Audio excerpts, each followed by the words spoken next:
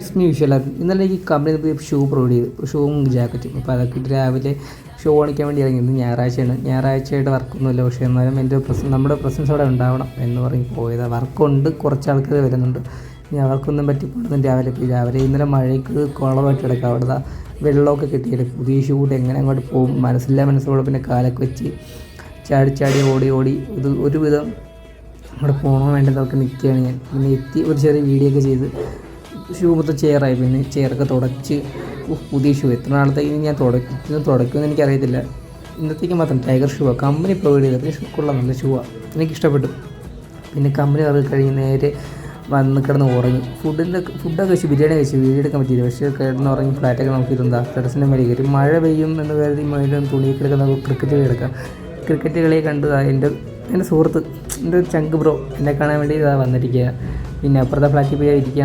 അവനെ കുറച്ചൊക്കെ നോക്കി. പിന്നെ വീണ്ടും കളി കാണാൻ ഇവിടെ ഫോം ചെയ്ത കളി കാണുന്നത് വൻ സെറ്റപ്പം. കുറച്ച് നേരം കളിയൊക്കെ കണ്ട് ഇരുന്നിട്ട് പിന്നെ സ്വന്തം കോപ്രായങ്ങൾ സ്വന്തമായിട്ട് വീഡിയോ ഒക്കെ നോക്കുക. കൊള്ളാതെ എന്നെ കാണാൻ എന്താ കുഴപ്പം എന്നൊക്കെ വെച്ച് വീഡിയോ ഒക്കെ നോക്കിയിട്ട് കൊള്ളാം, ഒരു കുഴപ്പമില്ല. താഴേക്ക് നമ്മൾ ചെയ്തിട്ടുണ്ട്. പിന്നെ എൻ്റെ കൂട്ടുകാരി ഭാര്യയും ഭർത്താവായിട്ട് കപ്പിൾസാണ്. അവരൊക്കെ അവർ സ്വകാര്യത്തിലേക്ക് ഇടങ്ങി കഥയാണ്.